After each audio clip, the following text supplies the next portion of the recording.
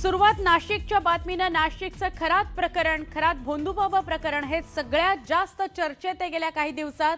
रुपाली चाकणकर यांना ते चांगलंच भोवलेलं आहे. मुख्यमंत्री देवेंद्र फडणवीस यांच्या आदेशानंतर रुपाली चाकणकर यांनी आपल्या महिला आयोगाच्या अध्यक्षपदाचा राजीनामा दिला. राज्य महिला आयोगाच्या अध्यक्षपदाचा राजीनामा त्यांनी उपमुख्यमंत्री सुनेत्रा पवार यांच्याकडे सोपवला. यावेळी वैयक्तिक कारणामुळे राजीनामा दिल्याचं रुपाली चाकणकर यांनी म्हटलं आहे. खराबाबा सोबतच्या फोटोंमुळे रुपाली चाकणकरांच्या राजीनाम्याच्या मागणीनं जोर धरला होता. अखेर मुख्यमंत्र्यांनी आदेश दिल्यानंतर त्यांनी राजीनामा दिला.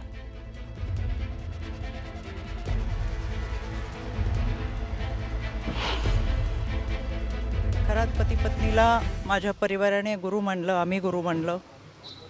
आणि काही वेळा तिथं होत असलेला कार्यक्रम, मग तो महाशिवरात्रीचा असेल, गुरुपौर्णिमेचा असेल, या कार्यक्रमाच्या निमित्तानं विद्यार्थ्यांच्या शैक्षणिक साहित्य वाटपाचा असेल, या निमित्तानं आम्ही उपस्थित राहत होतो.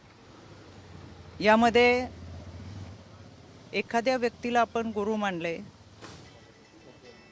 आणि त्यानिमित्तानं संपूर्ण कुटुंब आम्ही त्या कार्यक्रमात उपस्थित राहत होतो.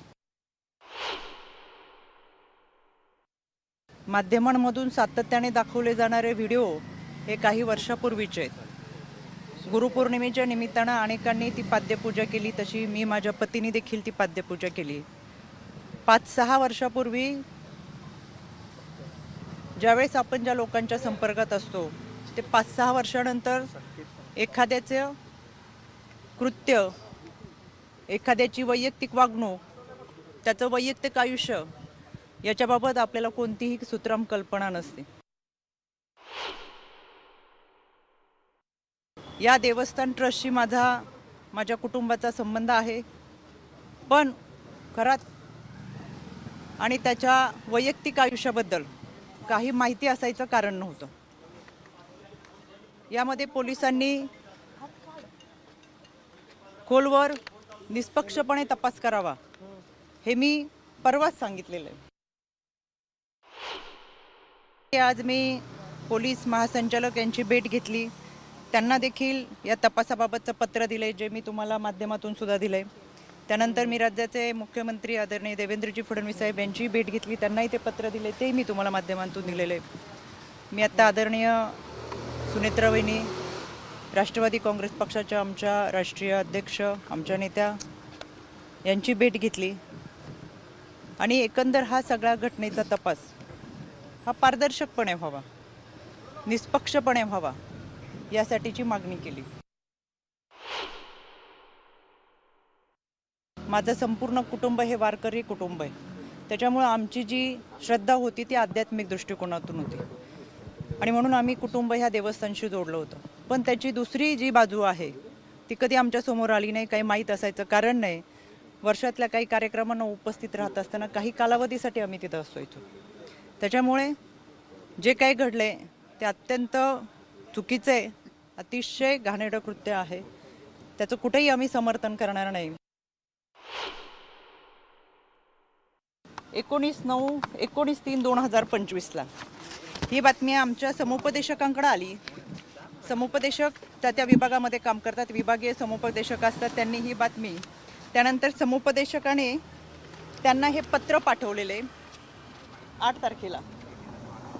आमच्या प्रकल्प अधिकाऱ्याने हे पत्र पाठवून त्या पत्रामध्ये स्पष्ट दिलंय की आपल्या पेपरमध्ये जी बातमी आली त्याच्यामध्ये बातमीमध्ये काही मोघम स्वरूपात छापलेली आहे, तर या प्रकरणामध्ये आपल्याकडे काही माहिती असेल तर सविस्तर आयोगाला कळवावी.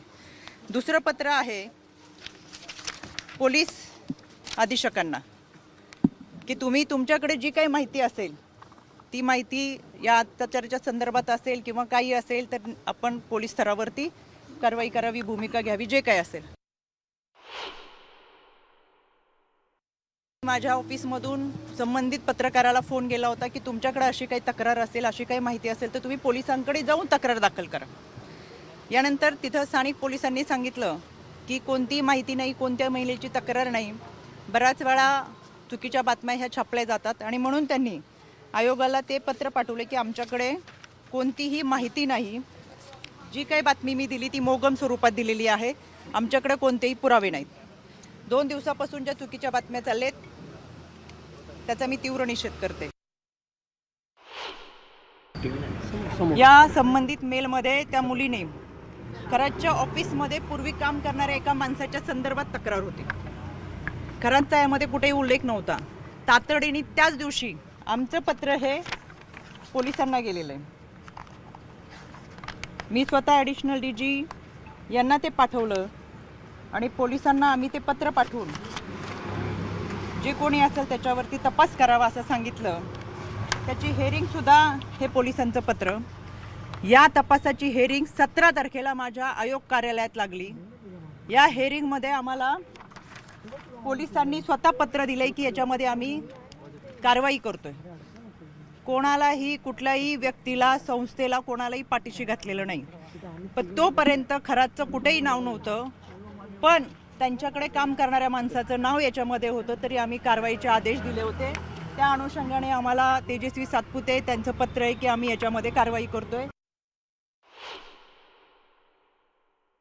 मी आज राज्य महिला आयोगाच्या अध्यक्षपदाचा राजीनामा माझ्या नेत्या आदरणीय सुनेत्रा वहिनी यांच्याकडे मी सुपूर्द केलेला आहे. याबाबतचा जो काही निर्णय असेल तो आदरणीय वहिनी घेतील. आपल्याशी बोलण्यासाठी मी सविस्तर पुराव्यासहित पत्रकार परिषद घेतली.